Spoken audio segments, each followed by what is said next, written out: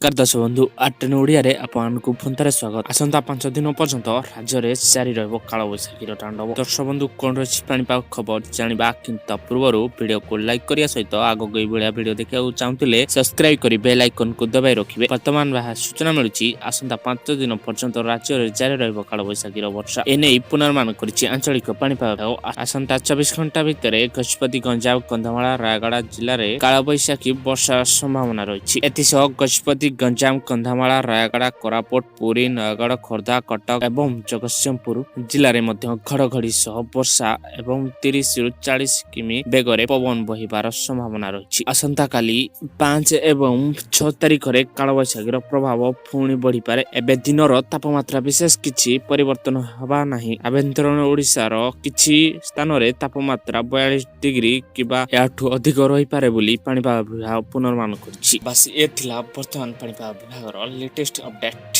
आगकू पाणीपागर सटीक सूचना जानिया पई आम चैनल सहित जोड़ी रुहतु। चैनल को सब्सक्राइब करी बेल आइकन को दबाई रखु।